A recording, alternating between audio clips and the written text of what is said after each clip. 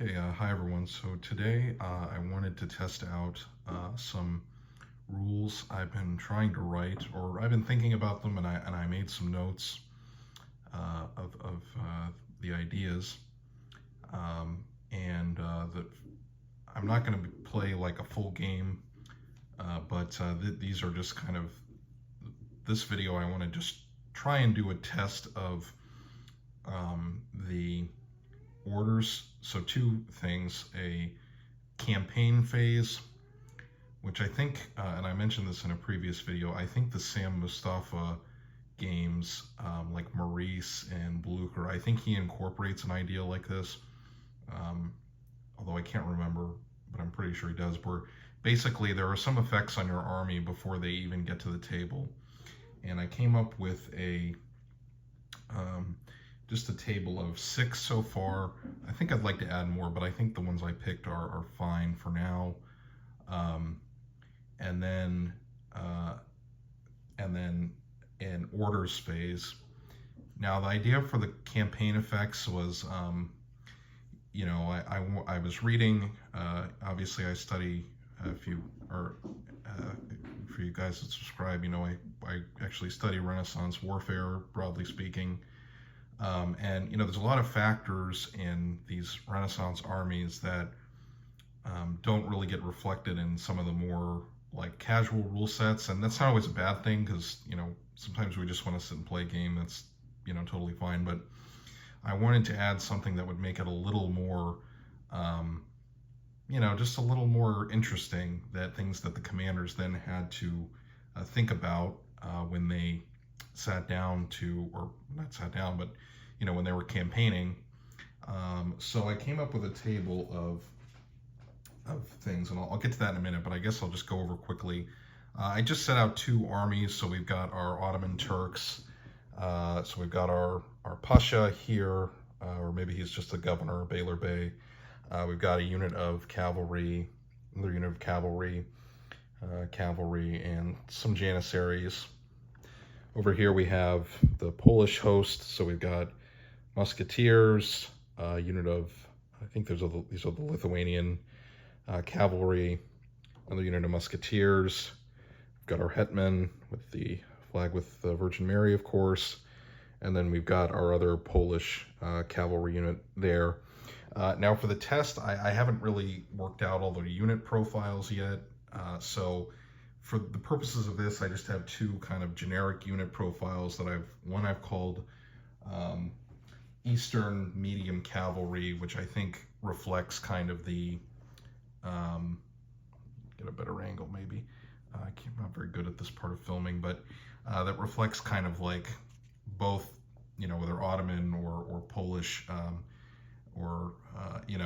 that they're not really like heavy or light cavalry. They kind of do both things. They can fire a weapon, or they can enter close combat, and they can do both fairly decently, although obviously they're more meant for doing close combat. And then I have another profile, again, just generic for the purposes of this, that is called State Musketeers, or Professional Mercenary Musketeers. Again, and that could be, it's just generic, so it could be used for Janissaries, or it could be used for some professional soldiers in a European army, but I think I'll probably flesh these out if I continue with this project to try and write my own rules. Okay, and then the other thing, why don't I just get into it, and we can and see what happens.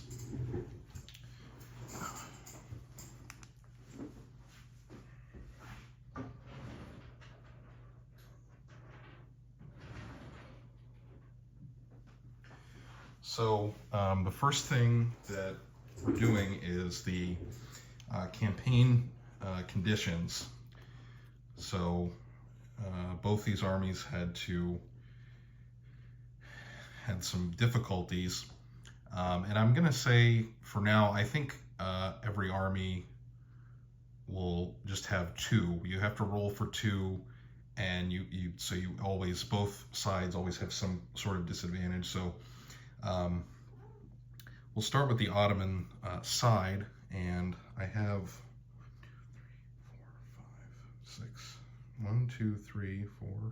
No. 1, 2, 3, 4, 5, 6. Yeah, so I have 6, so obviously we can roll 6-sided dice. Okay, 1, unpaid troops. So the troops have not been paid, and that applies to all units except feudal levies, which would be all the cavalry on the Ottoman side would be feudal cavalry. So they're not affected because they have to pay for their own equipment and everything. But for the Ottomans, and this is something that definitely historically happened.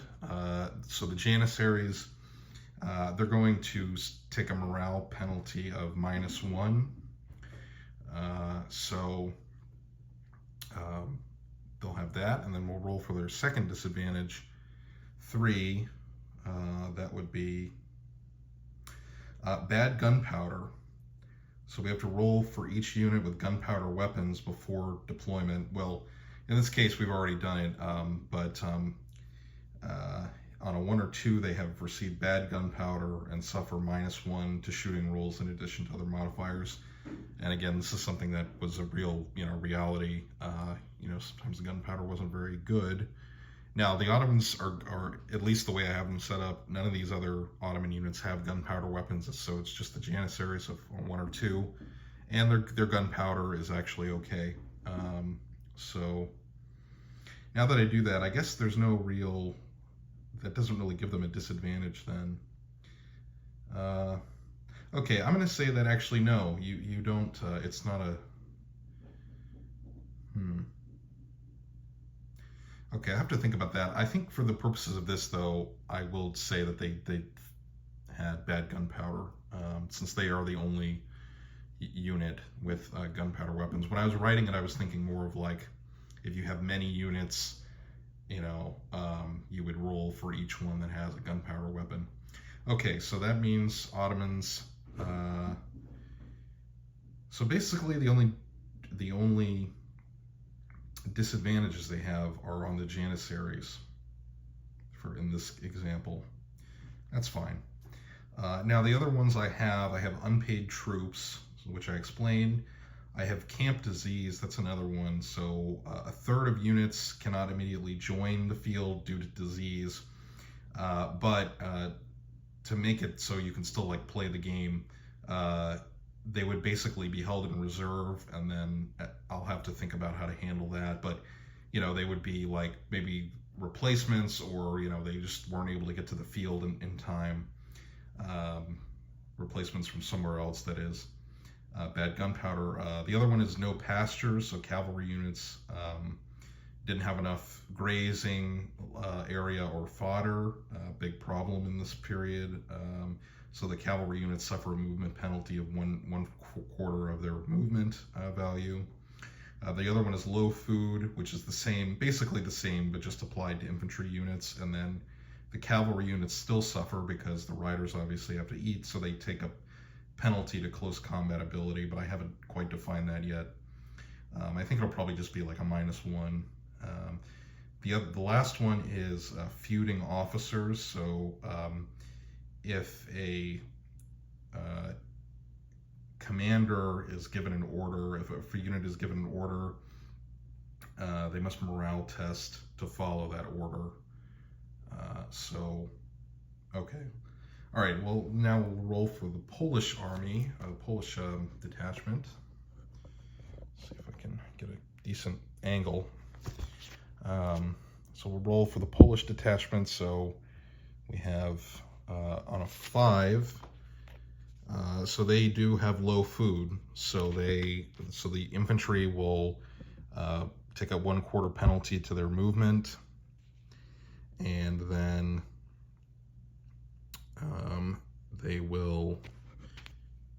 the cavalry will suffer a -1 in close combat on their close combat rolls.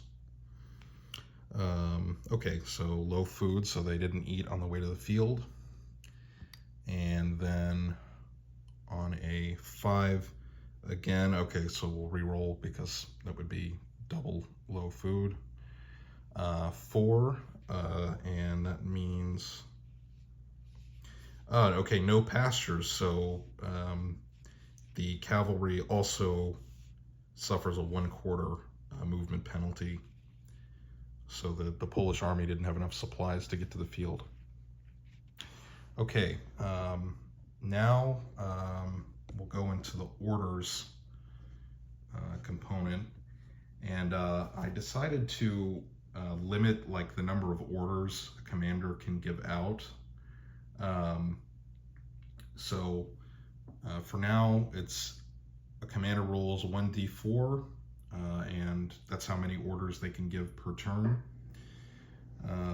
So actually, we'll roll off for initiative of who moves first. So we'll do Ottomans first, and they get a 1, or yeah, get a 1, and then the Poles get, oh, also get a 1. So try again. Okay, Ottomans get a 10. Okay, so the Ottomans move first. Poland got a 3. Okay, so our Ottoman commander will go ahead and roll, and he gets a 2, so he can only give out 2 orders this turn. And for now, for the orders, you know, the units can move and fire, or they can fire and then move, or they can remain stationary. I'm trying to, you know, kind of get across like the more fluid kind of combat, you know, instead of this rigid, like, okay, they can only move and then they can only kind of attack, but we'll see what happens. So 2 orders. So I think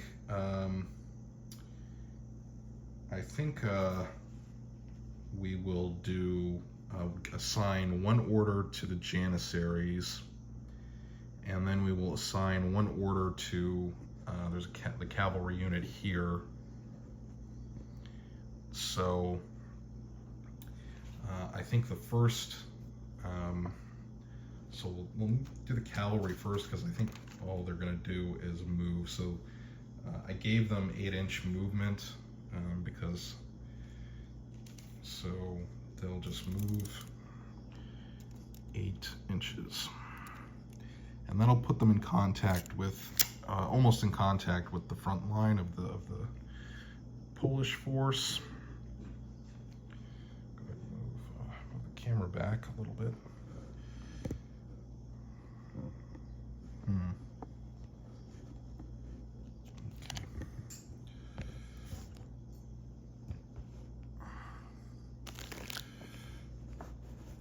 All right. Sorry about the film quality. I'm not very good at that. And then our other, so our Janissaries are not doing so well because they weren't paid. But that doesn't make them, you know, they can still move. So I think the Janissaries, I have to give a range for the musketry, and I think since we're playing 15mm figures, I think 12 inches is probably a good range, because muskets were actually capable of firing fairly decently at long range, so more so than people would think. So I think their order is going to be to fire at the front rank of Polish musketeers here. So the shooting procedure is going to be, this is pretty rudimentary, but this is just what I have set up for now. So it's going to be pretty simple. So we've got 5 shooting dice, and you know, I wanted, for my rules, I wanted to explore using D10. So and they are going to hit on a 5 or better, which is pretty good odds. So got 1, 2. It's only 2 hits. So now 2 hits. So now the Polish infantry will take a morale check, and they will let's see if I can get that. Okay. The Polish units will take a morale check on a 7 or better. They will not sustain shock. So 2 and a 4, so they do. So they take 2. So they take 2. 2 minus 2 to their overall stamina, which is 4. And now that they're at 50%, so they've taken their stamina is reduced to 50%. So now if they're given an order by the commander, they have to test morale check if they will follow through on that order. Okay, so that's the Ottoman turn. My cat is doing things in the background, so I don't know if you guys can hear that, but anyway. Okay, now we'll turn to the Polish side. Let me see if I can get them in the frame.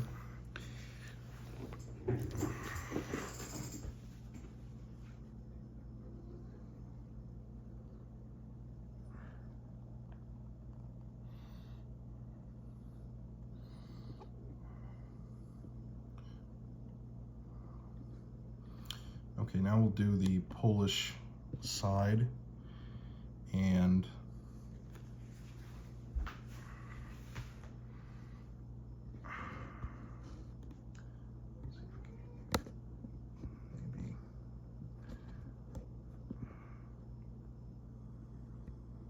okay, so now we'll do the Polish side, and we'll go with roll for how many orders the hetman can give out, and so he gets to make 4 orders, and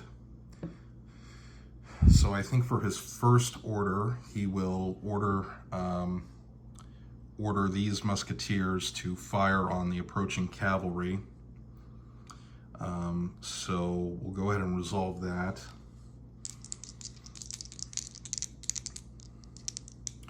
And same procedure like with the Janissaries.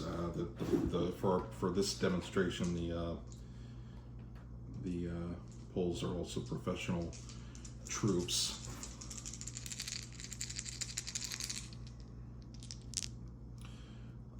So we need a 5. So we've got 1, 2. So we got 5, 5, 5, and a 9. Oh, and a 10. So all 5. So now the Ottomans have to take their morale check.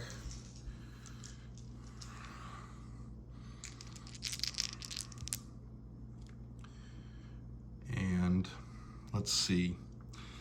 And what did I say for their morale? Cavalry morale is on a 7 or better. So they take 1. That's a 9. I've got an 8. Okay, so they take 3, and their stamina is 6, so they're reduced to 50% also. So now, if I played out another turn, obviously the cavalry would have to move in, would have to test if they could make this charge. So they're reduced to 3. Okay, and then so we're down to 3 orders, and I think the other group of musketeers will return fire at these Janissaries, so I'll do the same thing.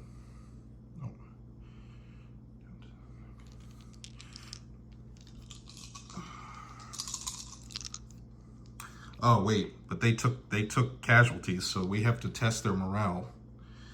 Caught myself almost screwing up my own rules. Okay, so we've got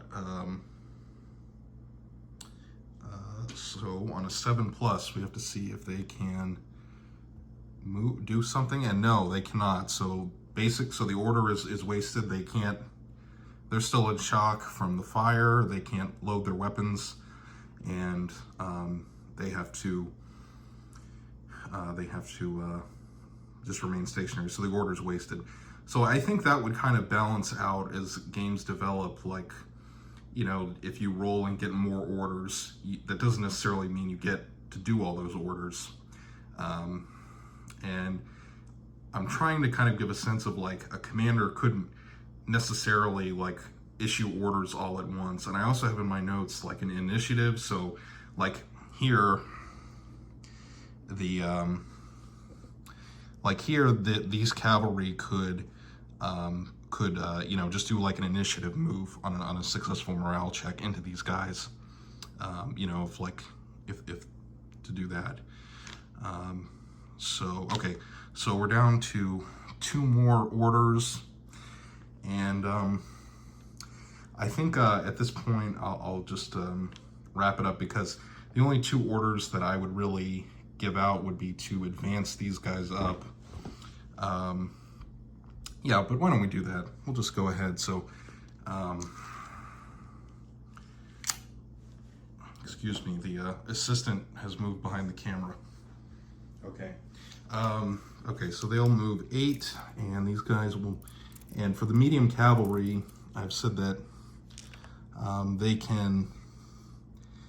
they're not as strictly bound to, like, in formation. Now, if I had the winged hussars on the table, since they're more like heavy shock cavalry, they would have to, you know, they would have to kind of move in a tighter formation. So, so we moved the one there on the left, and and then or on the right, I guess, the Polish right flank, and then we'll move up these guys.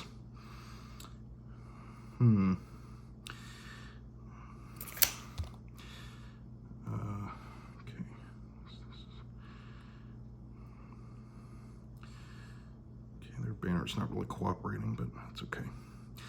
Now this would pose an interesting issue, because now we've got, you know, like they're almost in contact with these Ottoman cavalry. So conceivably, yeah, I think they would probably move more toward, like, the immediate threat. So I think I'm going to adjust them a bit, and that would be their move of moving 8 inches. Yeah. Okay. And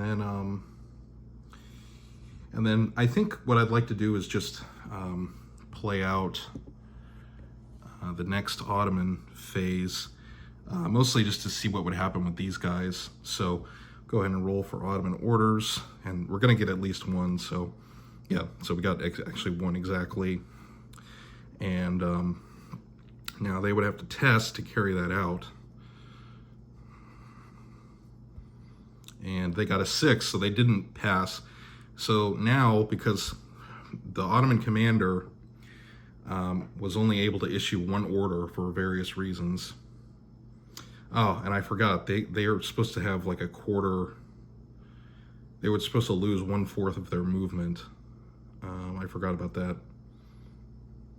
Okay, so this is the test. I know this is kind of rough, but if you watched it all the way here, thanks for sticking with it. I think I'll keep trying to you know, to mess with this and see what I can do.